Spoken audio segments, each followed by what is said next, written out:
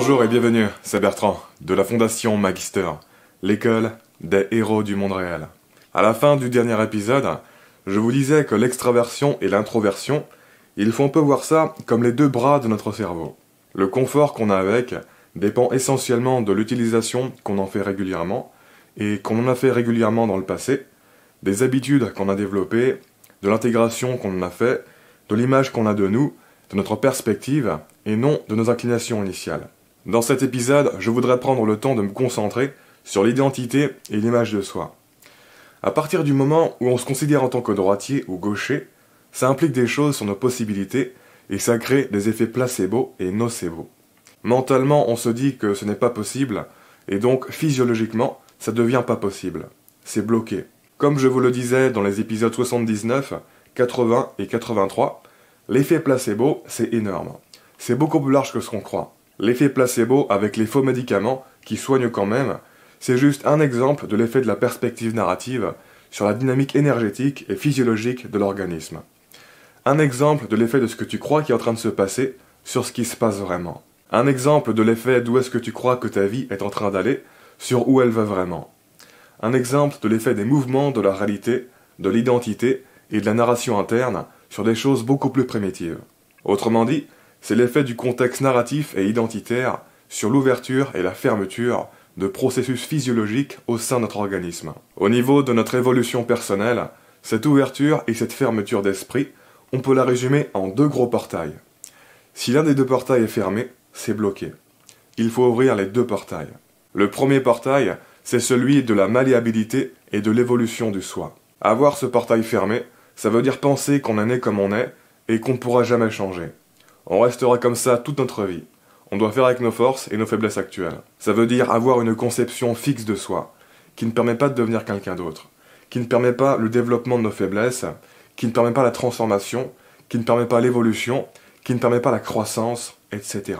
A l'inverse, avoir ce portail de la malléabilité du soi ouvert, ça veut dire avoir une conception malléable et extensible de soi, qui permet le développement de nos faiblesses, qui permet l'évolution et la transformation, qui permet la croissance, qui permet de devenir quelqu'un d'autre. Ça veut dire penser que, selon notre attitude et nos efforts, on peut changer ce qu'on est.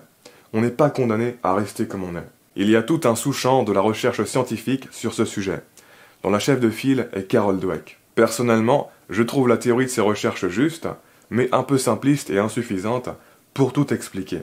En gros, l'idée générale de Carol Dweck, c'est que le simple fait de se croire fixe, ou de se croire améliorable, ça va radicalement changer notre relation avec l'effort. Si on croit qu'on est fixe, on va faire des efforts uniquement là où on a des forces, et on va laisser tomber là où on a des faiblesses. Parce que ça ne sert à rien, on ne peut pas s'améliorer là où on est nul.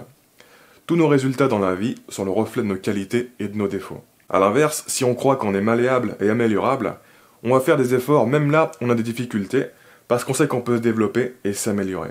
Tous nos résultats dans la vie sont le reflet de notre travail ou de notre manque de travail. Il y a eu plusieurs études pour démontrer cette théorie. En gros, des enfants ont été conditionnés à développer un état d'esprit qui induit qu'ils sont fixes et que leurs résultats dépendent de leurs forces et de leurs faiblesses, ou ils ont été conditionnés à développer un état d'esprit qui induit qu'ils sont améliorables et que leurs résultats dépendent de leur travail. Certaines études ont montré que ça influence les performances des élèves et d'autres ont montré que non.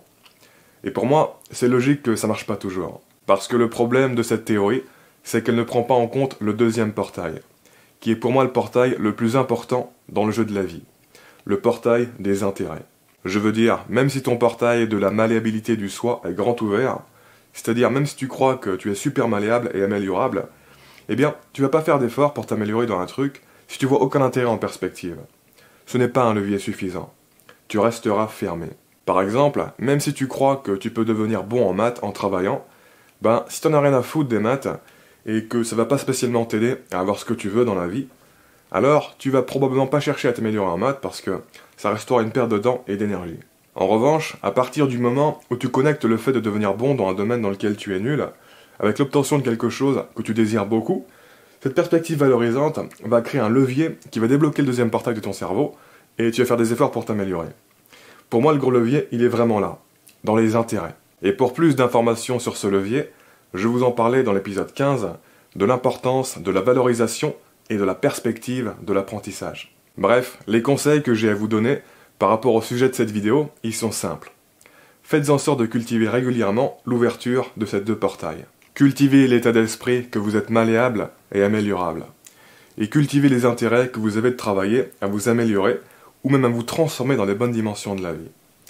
Quand ces deux portails sont bien cultivés, la prise d'action devient beaucoup plus naturelle. Gardez bien en tête que c'est pas du tout binaire, c'est pas on-off. En général, les gens qui ont ces portails bien configurés, ça s'est fait progressivement dans leur passé. Et c'est typiquement à travers la prise d'action, combinée à l'accumulation de petites preuves, combinée à de l'exposition à des ressources qui promeuvent les bons états d'esprit, comme cette chaîne par exemple. Sur ce, on continue de parler de tout ça dans le prochain épisode. En attendant, si vous ne l'avez pas lu, j'ai publié un nouvel article exclusif sur le blog de la chaîne, je vous mets le lien en dessous en commentaire. Comme d'habitude, je vous invite à vous abonner si ce n'est pas déjà fait, à partager cette vidéo et laisser un pouce bleu si vous l'avez apprécié, ça m'aide pour la visibilité. Quoi qu'il en soit, je vous remercie de m'avoir écouté jusqu'au bout, et je vous dis à très bientôt pour la prochaine vidéo. Ciao.